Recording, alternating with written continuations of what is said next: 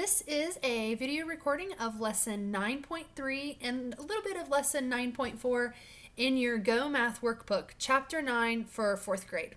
We're going to start off on page 507. We're talking about equivalent fractions and decimals, and our essential question is, how can you record tenths and hundredths as fractions and decimals? We are learning to express a fraction with a denominator 10 as an equivalent fraction with a denominator of 100 and use this technique to our advantage. So, first thing we need to think about is, what does this word equivalent mean? Equivalent. From your previous days in school, back when we used to go to school, we learned that equivalent means equal to, or the same as, or the same thing, equal. So, a lot of times when we're using fractions, we talk about giving a fraction a new name, and that fraction being the same size and being the same number and meaning the same thing, although it has a different name. So, Daniel spent a day hiking through a wildlife preserve. During the first hour of the hike, he drank 6/10 of a liter of water. How many hundredths of a liter did he drink? Write 6/10 as an equivalent fraction with a denominator of 100. So the first thing we know for sure is that we have 6/10 here. We have a model, and this is just like in your book.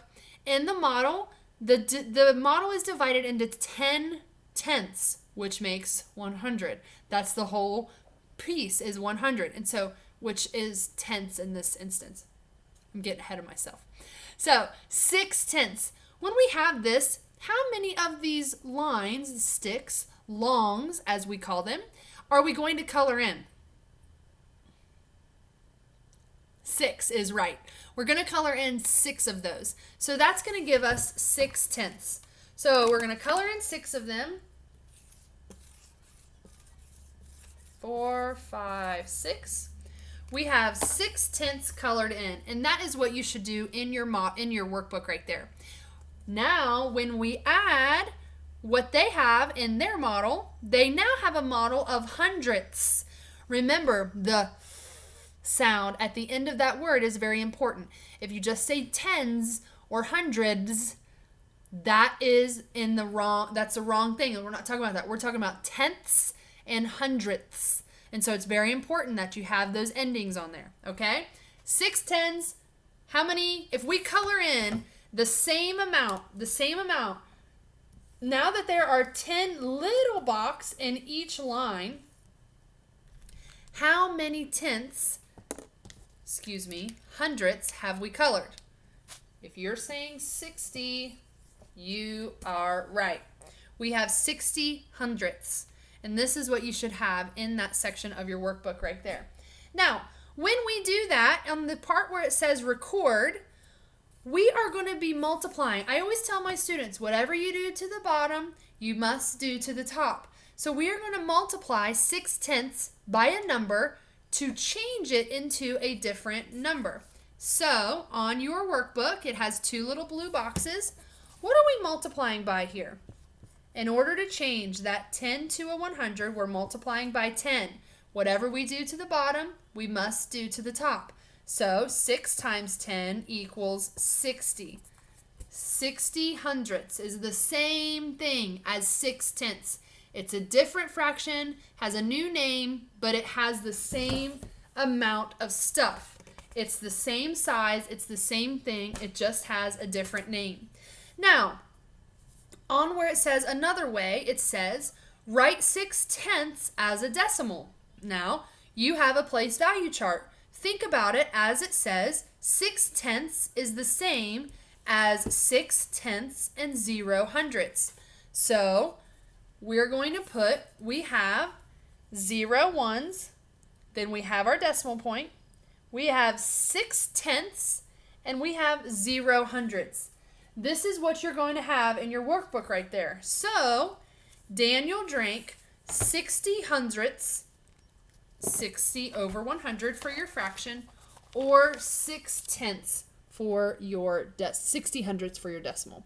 This would be a good time to take a screenshot to see what you should have in your workbook right here for page 507. Now, flip to page 508. 508, we're going to be talking about Jasmine. Jasmine collected 30 hundredths of a liter of water in a jar during a rainstorm. How many tenths of a liter did she collect? Now, again, we're talking about equivalent decimals. Earlier, we were kind of talking about equivalent fractions and how to turn those fractions into decimals. Now we're talking about equivalent decimals. Equivalent decimals are decimals that name the same amount. You can write 30 hundredths as a decimal that names tenths. So one way is to use your place value chart. Ones, tens, hundredths. I'm going to use this one here that I had for Daniel on our last page. I'm just going to add a 3 in this tenth spot, and that is going to give me the same answer. This is what your chart should look like. There are no hundredths there, and so we have 30 hundredths. 30 hundredths is equivalent to 3 tenths. Write 30 hundredths as 0.3.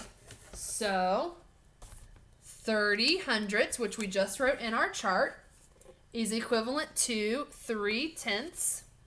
And this is how you write 3 tenths as a decimal. That's all. I hope that as you look at these things, you're noticing this one doesn't have a 0. This one does have a 0. We do a lot of taking away zeros and replacing zeros in math. You're allowed to do that. That's okay. That is good. Another way is to write 30 hundredths as a fraction with a denominator of 10. So we're going back and forth between decimals and fractions with denominators of 10, denominators of 100, decimals that are 0.3, decimals that are 0.30, okay? 0.30 and 0.3 are equal. They are the same thing. This you say 30 hundredths.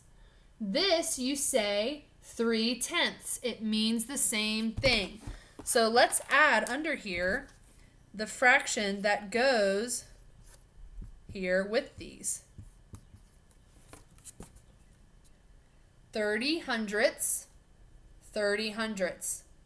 3 tenths, 3 tenths. Written as a fraction, written as a decimal, okay? That is the name of the decimal fraction game.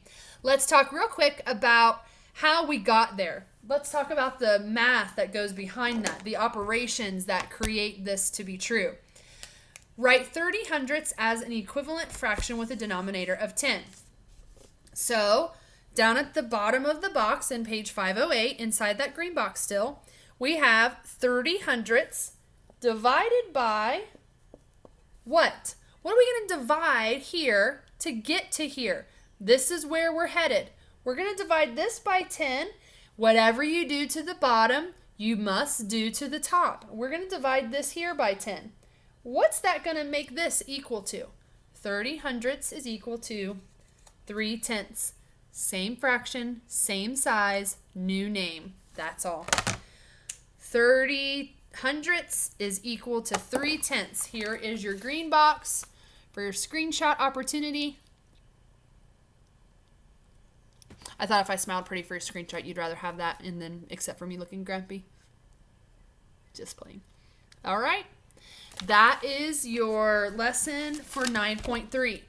Now, let's flip over to 9.4. Here is the gist of what I want you to understand here. How can you relate fractions, decimals, and money? As fourth graders, I am confident that you have a good understanding of money. You know how to write money. I've asked you to write money, and you can do that well. And so, let's read this problem. Together, Julie and Sarah have $1 in quarters. They want to share the quarters equally. How many quarters should each girl get? How much money is this? How many quarters should each girl get? 2. How much money is this? 2 quarters is 50 cents. If you need some money touch up, this would be a good lesson to do. The most important thing that I want you to understand from this is how to write the fractions as a money amount and as a decimal in terms of dollars. So I'm going to go over to page 515 and I'm going to work on number 4 for just 1 second. 92 over 100 equals 92 hundredths. We're on number 4, so this is not a mixed number. 92 hundredths equals 92 hundredths. 90 is in the tenths place. 2 is in the hundredths place. We have colored in. If we erase this and we color in 7, 8, 92, that's 92 hundredths, right? To write this as money, you simply add the dollar sign. 92 cents. 92 hundredths and 92 cents. Now, really briefly, if we add, let's do another one with a mixed number. We have 3 whole things. We have 16 hundredths. Write that as money. $3.16. That's all this is, guys. This is super, this is super easy, not a big deal. Okay? That is the conclusion of our video for lessons 9.3 and 9.4. If you have other questions about decimals in your GoMath workbook, 9.2 and 9.1, there are other videos in regards to that in my YouTube channel, and check those out. I love you all. Have a great day, and I'll see you soon.